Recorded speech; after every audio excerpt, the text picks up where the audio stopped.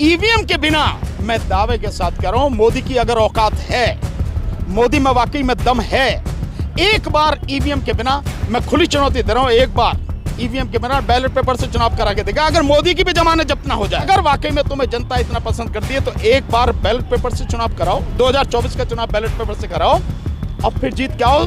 मोदी को अपनी औकात पता ना लग जाए, मोदी की भी जमानत जब्त हो जाएगी। हर सीट पर एक मोदी और एक अमित शाह बिठा दो, तब भी बीजेपी लोकसभा चुनाव में 40 सीटें नहीं जीत सकती। जब तक ईवीएम मेरे पास है, तुम मुझे नहीं हरा सकते, और ईवीएम के दम पे ही मैं 2024 का भी चुनाव जीत के आऊंगा, और उसके बाद इस देश में हिंदू राष्ट्र की घोषणा करके 2025 में कहानी खत्म करनी। ये सब कुछ ईवीएम का घोटाला है। अन्यथा बीजेपी क्या, मैंने बार बार इन शब्दों में कहा, फिर दोहराता हूं कि हर सीट पर एक मोदी और एक अमित शाह बिठा दो, तब भी बीजेपी लोकसभा चुनाव में 40 सीटें नहीं जीत सकती। विधानसभा में तो सुपड़ा ही साफ होगा। लेकिन बावजूद उसके बीजेपी जीत के आ रही है। तो ईवीएम की ही सारी की सारी ये मैनिपुलेशन है और कुछ नहीं है। अब लोग कहने लगे हैं, माननीय अखिलेश जी ने भी कहा है, उधर दिग्विजय सिंह ने भी कहा है, और भी लोग बोल रहे हैं। लेकिन बात ये है ना कि जब आप लोग हारते हैं तभी क्यों रोते हैं? हमने तो कब कहा हारते हैं हम? विपक्ष, वो बीजेपी के नेता तो यही कह रहे हैं ना। बीजेपी के नेता कह रहे होंगे, हमने तो ये बात इससे पहले भी कही थी। हमसे जब ये चुनाव पूछा, टाइम्स एक्सप्रेस वालों ने मेरे से ये चुनाव से पहले ये पूछा कि साहब वो तो कह रहे हैं कि भाई वो जीत जाएंगे। मैंने तो बहुत स्पष्ट रूप से कहा कि जीत तो केवल ईवीएम से ही सकते हैं, अन्यथा चारों राज्यों में छत्तीसगढ़, राजस्थान, मध्य प्रदेश और तेलंगाना में कांग्रेस की ही सरकार बनेगी। मैंने तो तब भी कहा था। तेलंगाना कैसे जीत गया? हाँ ठीक है, तेलंगाना जीत गया, कोई फर्क नहीं पड़ता, इससे क्या फर्क पड़ गया। लेकिन जो ये 3 राज्य बहुत महत्वपूर्ण और जिनके माध्यम से मोदी ने संदेश दिया है, न केवल बीजेपी के अपने लोगों को संदेश दिया है, बल्कि विपक्ष को भी संदेश दिया कि तुम चाहे जो कर लो, जब तक ईवीएम मेरे पास है, तुम मुझे नहीं हरा सकते, और ईवीएम के दम पे ही मैं 2024 का भी चुनाव जीत के आऊंगा, और उसके बाद इस देश में हिंदू राष्ट्र की घोषणा करके 2025 में कहानी खत्म करनी है। संजय राउत ने चैलेंज दे दिया है कि बैलेट पेपर से एक बार चुनाव कर देखिए। चैलेंज से क्या मतलब है? नहीं, संजय राउत तो अब दे रहे चैलेंज। हमने तो पहले कहा है कि अगर मोदी को अपनी विश्वसनीयता पर, अपनी ख्याति पर इतना विश्वास है कि लोग 60% 70% उसके मुरीद हैं, उसको चाहते हैं, तो एक बार बैलेट पेपर से फ्री, फेयर एंड ट्रांसपेरेंट चुनाव करा के देख लो। एक बार सिर्फ बैलेट पेपर से। जिंदगी भर के लिए राजनीति छोड़ दूंगा मैं, जिंदगी भर के लिए, और मैं दावा करता हूं कि ये 2024 का चुनाव आ रहा है, इसी में करके देख लो। हम चुनौती दे रहे हैं मोदी को, हमने बार बार चुनौती दी है, फिर चुनौती दे रहे हैं कि अगर वाकई में तुम्हें जनता इतना पसंद करती है, तो एक बार बैलेट पेपर से चुनाव कराओ, 2024 का चुनाव बैलेट पेपर से कराओ, अब फिर जीत के आओ। मोदी को अपनी औकात पता ना लग जाए। संभव लग रहा है 2024? मोदी ही नहीं, मोदी की भी जमानत जब्त हो जाएगी। ये स्थिति है आज की तारीख में। जनता में इतना गुस्सा है, जनता इतनी नाराज है, लेकिन ईवीएम से जीत रहे हैं। और मोदी गारंटी है? नहीं, मोदी की गारंटी है कि मैं तुम्हारा बेड़ा गर्क कर दूंगा। मोदी की गारंटी है कि मैं इस देश का सत्यानाश कर दूंगा। मोदी की गारंटी है कि तुम कितना ही भी कुछ कर लो, मैं झूठ झूठ झूठ झूठ के अलावा कुछ नहीं बोलूंगा।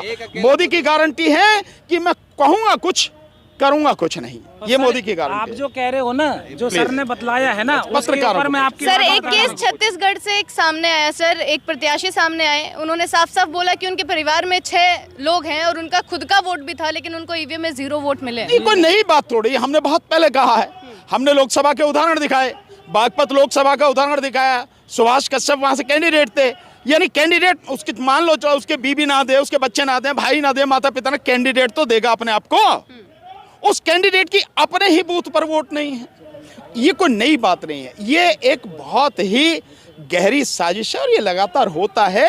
ईवीएम के बिना मैं दावे के साथ कह रहा हूं, मोदी की अगर औकात है, मोदी में वाकई में दम है, एक बार ईवीएम के बिना, मैं खुली चुनौती दे रहा हूं, एक बार ईवीएम के बिना बैलेट पेपर से चुनाव करा के देगा, अगर मोदी की भी जमानत जब्त ना हो जाए। लेकिन सर कांग्रेस लेकर के आई थी ना, क्या ईवीएम तो कांग्रेस ही लेकर के आई थी ना? तो मुझे लगता है शायद कांग्रेस इसीलिए नहीं बोल रही, अन्यथा कांग्रेस को बोलना चाहिए था। अभी एक इंटरव्यू मैंने देखा, वो इंटरव्यू था सैम पित्रोदा जी का, जो यहाँ पे आईटी के विषय में वाकई में जो टेलीकम्युनिकेशन यू कहो कि जो आज़ादी एक तरह उसकी जो है मतलब बहुत बड़ी स्थापना की, कंप्यूटर वगैरह सब कुछ लेके आए, डिजिटल जो माध्यम है उसके लिए उनको बहुत श्रेय जाता है, इसमें कोई शक नहीं है। राजीव गांधी के समय जो है सैम पित्रोदा जी लिए, सैम पित्रोदा का एक 4 PM के जो साथी हैं संजय शर्मा जी, उन्होंने इंटरव्यू लिया, उसमें उन्होंने ईवीएम का सवाल पूछा तो सैम पित्रोदा कहते हैं कि राहुल गांधी को पता है ईवीएम के विषय में, सब मालूम है। तो ये पूछा कि फिर बोलते क्यों नहीं है, कि भाई ये नहीं मैं जानता, बोलते नहीं, फिर एक दिन तो बोलेंगे, लेकिन उन्हें सब पता है।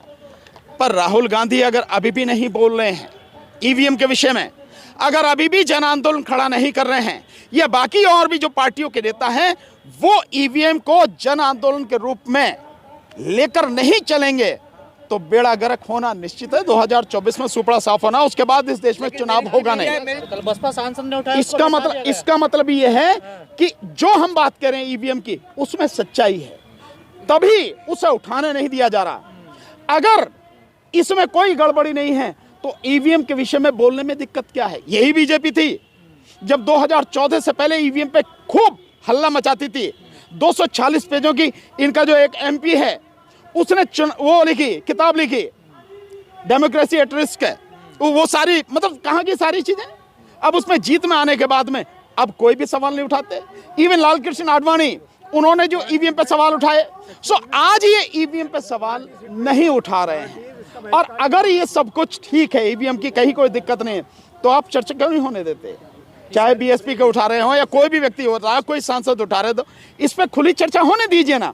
और आप बताइए, और मैं बार बार सवाल पूछता हूँ, मोदी अपने आप को बहुत होशियार समझता है, मोदी को मालूम है ईवीएम कैसे काम करती है? मोदी के जितने मंत्री हैं, मोदी के जितने भी जो मतलब चापलूस हैं, इस देश की सुप्रीम कोर्ट, उस सुप्रीम कोर्ट के सारे जजेस, हाई कोर्ट के जजेस, लोअर कोर्ट के जजेस, IAS IPS ऑफिसर्स, कलेक्टर्स, जो प्रोफेसर्स हैं, डॉक्टर्स हैं, इंजीनियर्स हैं, एक्सेप्ट सॉफ्टवेयर इंजीनियर, वकील हैं, पढ़े लिखे हैं, PhD किए हुए हैं, ये सारे के सारे बताएं, इनमें से कोई जानता है कि ईवीएम कैसे काम करती है? मैं बार बार ये सवाल पूछता हूँ, किसी के पास इसका जवाब नहीं। जवाब केवल एक है, नहीं हम नहीं जानते साहब। अबे तो डूब के मर जाना चाहिए सब लोगों को कि जिस देश में डेमोक्रेसी के नाम पे 99% से ज्यादा जो मतदाता है उनको ये पता नहीं है कि जिस माध्यम से चुनाव हो रहा है वो कैसे काम करता है। रास्ता क्या है? फिर भी रास्ता सिंपल ये है, जब दुनिया के बड़े बड़े ताकतवर देश, बड़े बड़े समृद्ध देश एजुकेशन में हमसे कहीं ज्यादा आगे, व्यापार में हमसे कहीं ज्यादा ताकतवर देश हैं, जिन्होंने ईवीएम का निर्माण किया, वो ईवीएम को छोड़ चुके हैं। तुम क्यों पकड़े हुए हो? ईवीएम को खत्म करो, बैलेट पेपर से चुनाव करो, और चुनाव आयोग की जिम्मेदारी है कि निष्पक्ष, पारदर्शी और स्वतंत्र चुनाव कराए।